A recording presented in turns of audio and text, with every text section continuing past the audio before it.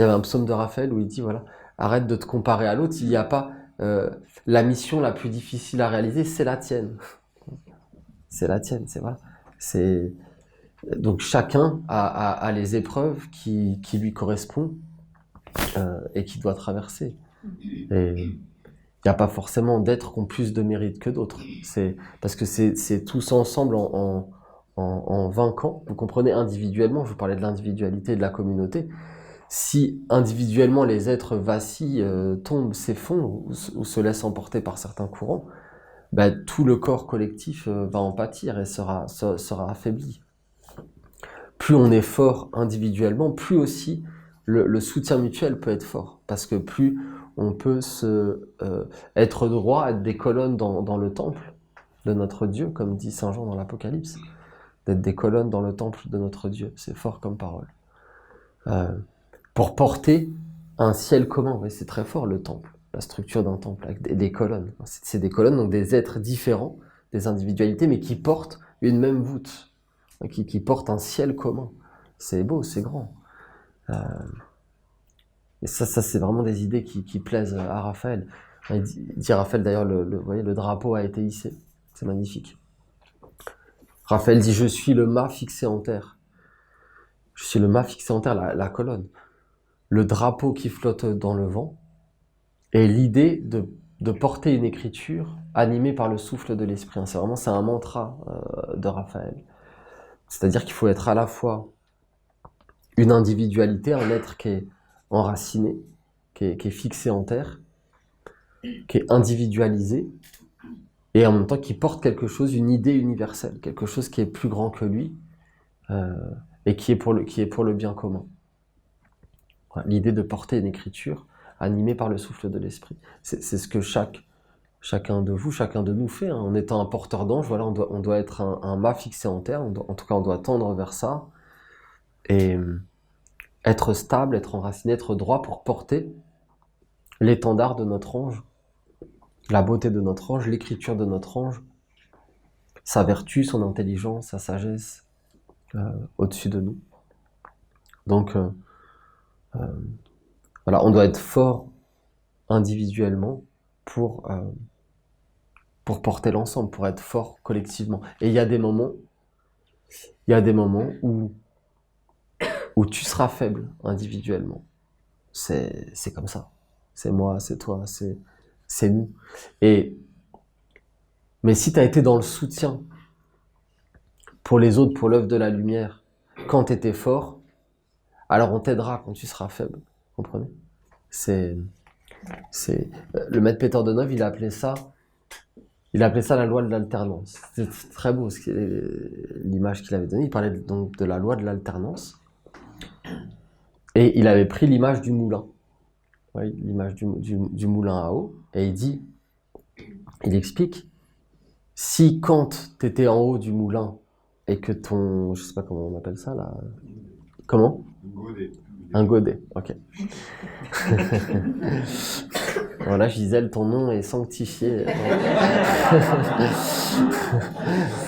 Voilà, on doit être des godets de l'éternel. D'ailleurs, dans godet, il y a God, hein, Dieu. Voilà, c'est ça. Il y a une sagesse dans le langage. Et ben c'est ça. Quand on est en haut, donc que le godet est plein d'eau, mais si on le garde pour nous-mêmes, quand on sera en bas, parce que le moulin il tourne, vous voyez, c'est comme ça, c'est impossible de faire autrement. Et ben quand tu seras en bas, il y aura personne pour t'aider, parce que t'as pas le trop plein d'eau que t'avais parce que t'étais dans la force, tu l'as pas partagé, tu l'as pas donné aux autres. Donc quand tu seras en bas, t'auras rien. Mais si quand t'avais la force et l'énergie que t'étais en haut, et que t'as partagé l'eau que tu avais, l'énergie que tu avais pour aider les autres, apporter la lumière autour de toi, alors quand tu seras en bas, parce que ça arrivera inévitablement, quand tu seras dans la faiblesse, alors on viendra t'aider. Et tu auras de l'aide même au-delà de ce que tu peux imaginer. Oui, c'est des sacrées clés, hein. C'est vraiment, c'est les lois de la vie, la loi de l'alternance, disait le maître. Parce que c'est comme ça, on a besoin les uns des autres. Aucun être ne peut être dans la force tout le temps. Ça n'existe pas. Regardez même Olivier quand il nous parlait de Jésus, et que, parce qu'on n'en parle jamais de ces moments-là, hein. Jésus, voilà, il était tout le temps, c'est Dieu sur la terre, il était parfait. Ben non.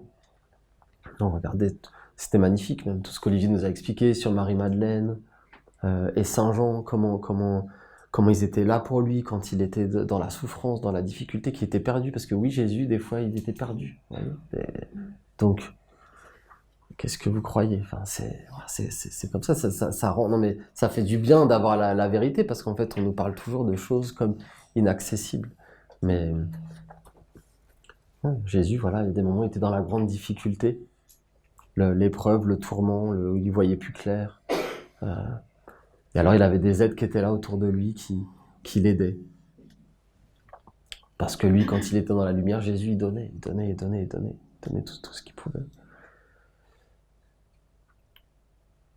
Alors voilà, on doit vraiment renforcer le cercle d'entraide. Ça appartient d'ailleurs à notre Père Raphaël.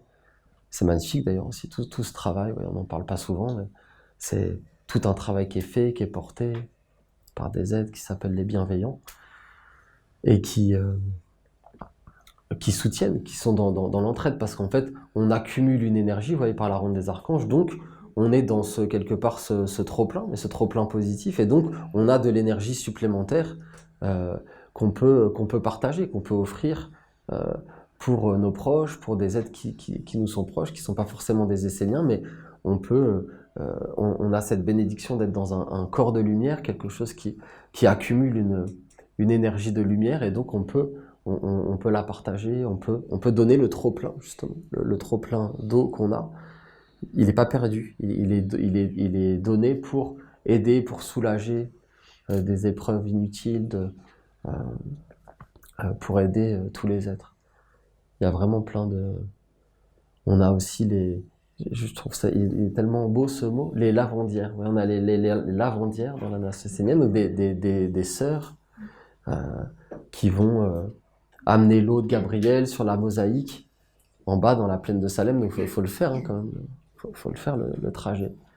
L'aller-retour, c'est une dévotion, ouais, c'est des êtres qui prennent ça sur eux et qui sont heureuses, qui sont heureuses de le faire, mais quand même il faut le faire, et qui font couler l'eau pour que voilà, la nation essénienne soit dans la pureté des relations, dans la beauté, dans les choses belles et pures.